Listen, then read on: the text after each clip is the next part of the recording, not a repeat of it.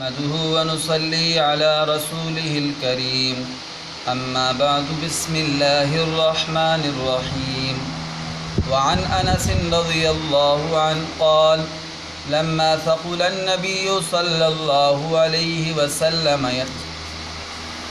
جعل يتغشاه الكرب فقالت فاطمة رضي الله عنها وكرب أبتاه فقال ليس على أبيك كرب بعد اليوم فلما مات قالت يا أبتاه أجاب ربا دعا يا أبتاه جنة الفردوس مأواه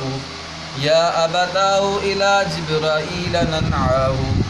فلما دفن قالت فاطمة رضي الله عنها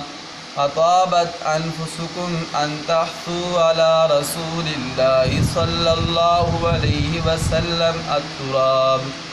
رواہ البخاری۔ میرے معزز سامعین و ناظرین اکرام، حضرت انس رضی اللہ تعالی عنہ سے روایت ہے،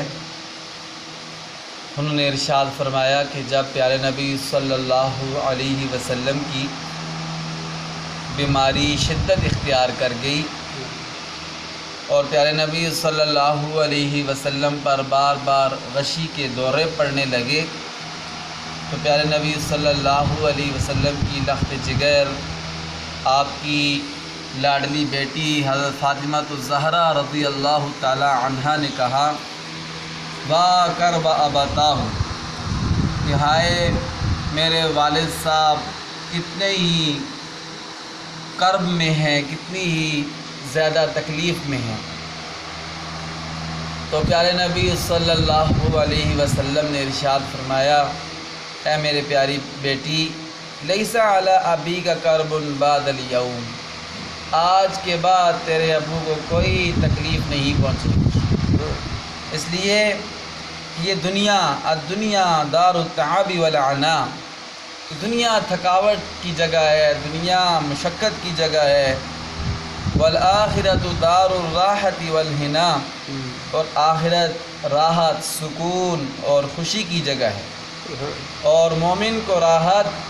اسی صورت میں ملتی ہے کہ جب مومن کی اللہ سے ملاقات ہوتی ہے۔ ایک حدیث پاک میں آتا ہے نا، دنیا سجن المؤمن و جنت الکافر، دنیا مومن کا قید خانہ ہے اور کافر کی جنت ہے۔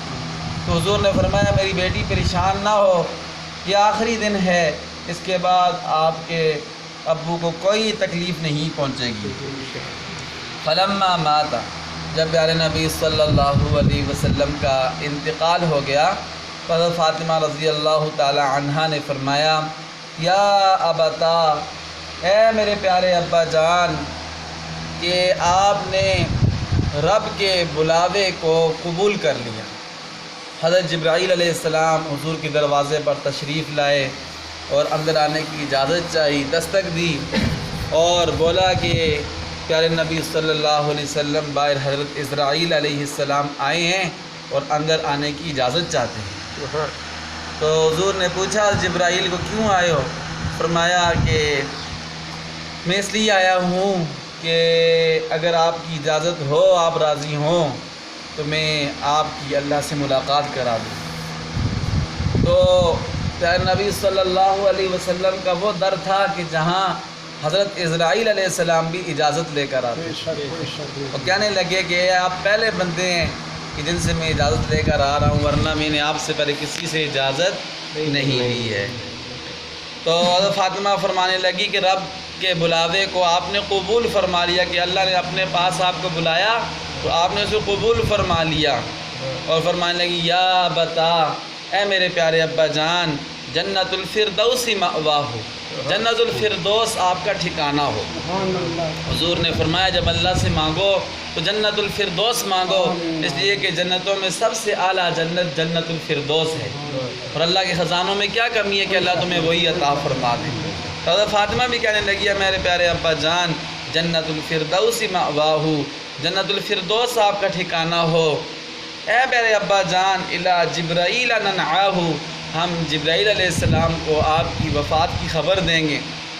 پیارے نبی صلی اللہ علیہ وسلم کو جب دفن کر دیا گیا تو فاطمہ رضی اللہ تعالی عنہا صحابہ اکرام کو کہنے لگی کہ اطابت انفسکم، کہ تمہارے دل کس طرح راضی ہو گئے کہ تم نے اللہ کے رسول صلی اللہ علیہ وسلم پر مٹی ڈال دی، آپ کو دفنا دیا۔ تو یہ جو حضرت فاطمہ رضی اللہ تعالی عنہ نے فرمایا تھا، یہ کوئی اعتراض کے طور پر نہیں فرمایا تھا، بلکہ اپنے والد صاحب کے ساتھ بہت زیادہ محبت کی وجہ سے بے ساختہ ان کی زبان سے یہ الفاظ نکل گئے، ورنہ وہ بھی اس بات کو مانتی تھیں کہ اللہ کا حکم ہے اور یہ سب کے لیے برابر ہے کہ جب جسم انتقال ہو جائے تو اس کو زمین کے حوالے کرنا ہوتا ہے، وہ زمین کی امانت ہوتا ہے۔ اللہ تعالیٰ سے دعا ہے کہ اللہ ہمیں بھی مشکل وقت میں صبر کا دامن تھامنے کی توفیق عطا فرمائیں۔ وآخر دعوانا ان الحمد للہ رب العالمین۔